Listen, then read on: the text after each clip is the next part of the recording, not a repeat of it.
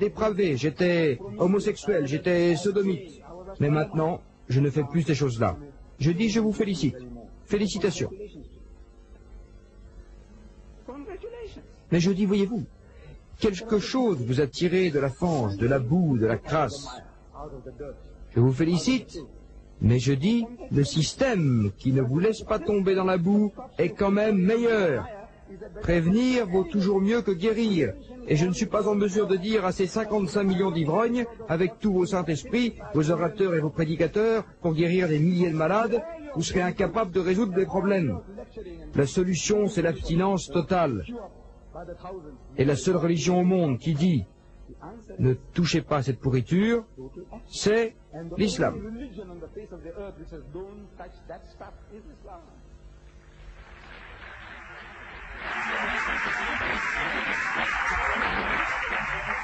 Frère Swaggart a écrit beaucoup de livres, mais il y en a un qui ne paraîtra pas. Un livre sur le surplus de femmes. C'est un grand problème en Amérique, un grand problème. Les statistiques le montrent. Je n'ai pas de chiffres sur le nombre d'hommes et de femmes ici. Vous me dites qu'il y a 7 800 000 femmes de plus que les hommes. Si tous les hommes en Amérique se mariaient, il y aurait plus d'époux pour les 7 800 000 femmes qui restent. Voilà un problème. Pourquoi ne vous y intéressez-vous pas? On a faim à New York. Votre voisin de palier, New York, on dit qu'il y a 1 million de femmes de plus que les hommes. Si tous les hommes vivant à New York se mariaient, 1 million de femmes à New York seulement ne pourraient plus trouver un époux. Quelle est la solution?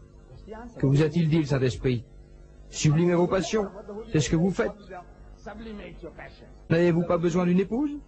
Une jolie épouse? Écoutez, hier en plaisantant, je lui ai dit que l'islam m'autorise à épouser jusqu'à 4 femmes. J'ai dit jusqu'à 4, donc j'ai une seule femme. Mais l'islam me permet jusqu'à 4. Alors il dit, voyez-vous, le christianisme ne me permet qu'une seule, et vous savez, j'ai choisi la meilleure. Chapeau, vraiment. Félicitations. Avant de venir ici, M. Didat, plaisantant avec moi et ma femme, disait que l'islam permet 4 épouses. Puis, rectifiant, ajouta jusqu'à 4 épouses. Je répondis, bien, M. Didat, le christianisme n'en autorise qu'une, et pour cela, je chasse la meilleure du premier coup.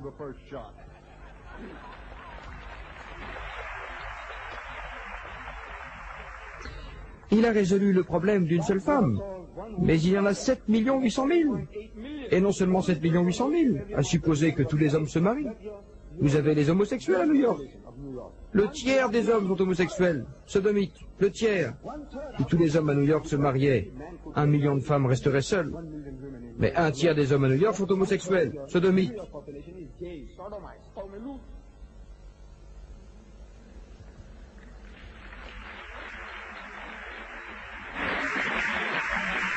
Vous savez, votre culture, votre civilisation a inventé des mots jolis. Prostitution est un joli mot pour désigner des choses sales, immondes. Tous ces pédérastes homosexuels, sodomites, vous les appelez gays. La première fois que j'ai vu ce mot dans un journal, gay, je ne comprenais pas. C'est quoi ce gay? Parfois, je ne dis pas que j'ai l'esprit vif. Je ne suis pas très cultivé, comme la plupart d'entre vous. Voyez-vous, j'ai dépassé ce stade alimentaire de l'éducation. J'ai parlé, tellement parlé que j'en suis venu à parler tout seul. Académiquement parlant, vous êtes pour la plupart plus instruits que moi. Mais j'ai appris ce mot gay quand j'étais enfant, à l'école. Ils m'ont fait apprendre des poèmes à l'école. Les professeurs, des poèmes. Un de ces poèmes dit... Gay. On disait de quelqu'un, il est gay. Il est gay. C'est-à-dire, il est très jovial. Il soit homme ou femme. Cette femme est gay. Cet homme est gay. J'ai rien pensé. Et maintenant, on parle tout le temps de gay. C'est quoi un gay? On dirait quelque chose de suspect. La façon dont ils écrivent sur les gays. Maintenant, je sais que ça désigne un homosexuel. Vous employez un si joli mot dans un sens ignoble. si je disais votre président était...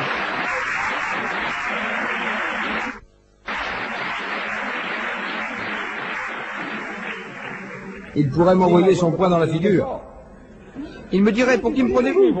Où avez-vous déniché ce mot? Et alors je lui dirais, quand j'étais à l'école, on nous a appris de jolis mots que j'ai beaucoup aimés. Voilà, c'est tout. Dieu Tout-Puissant les a châtiés en leur envoyant le sida.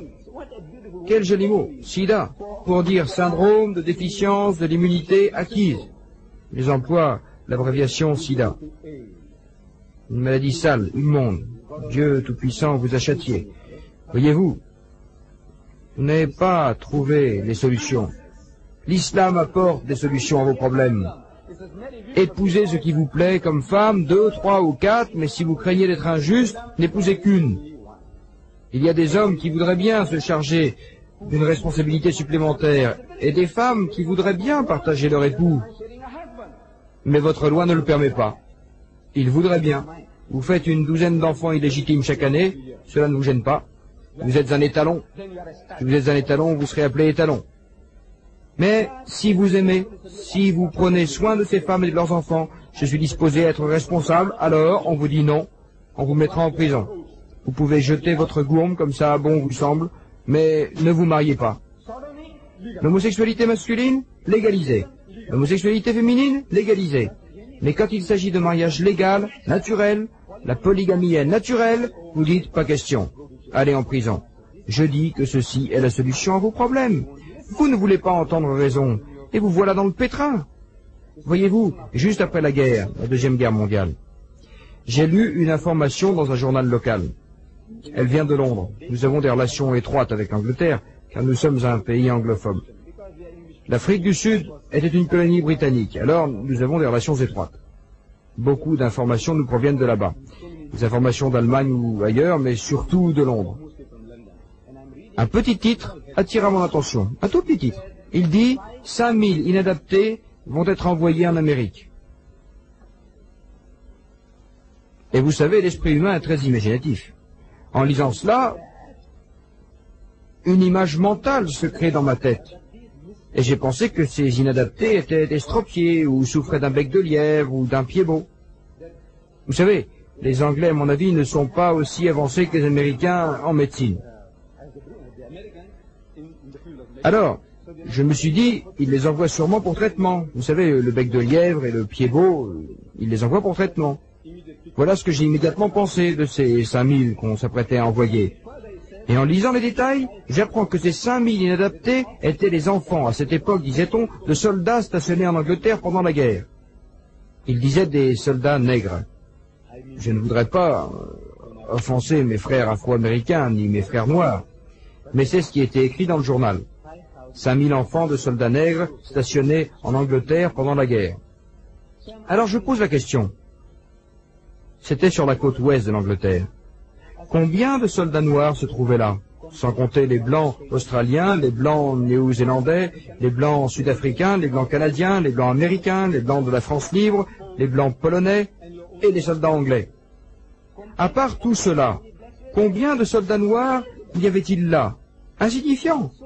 Les soldats recevaient une instruction avant leur départ, on leur demandait d'utiliser des préservatifs, vous savez, contrôle des naissances, attention, ne pas attraper des maladies vénériennes, la bienheurée, mais nous savons que certaines flèches ne touchent pas le but, et que les vœux ne sont pas tous exaucés.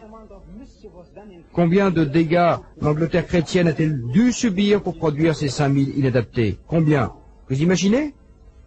Ces enfants, issus de nos frères noirs, étant trop noirs pour pouvoir s'intégrer dans la société anglaise?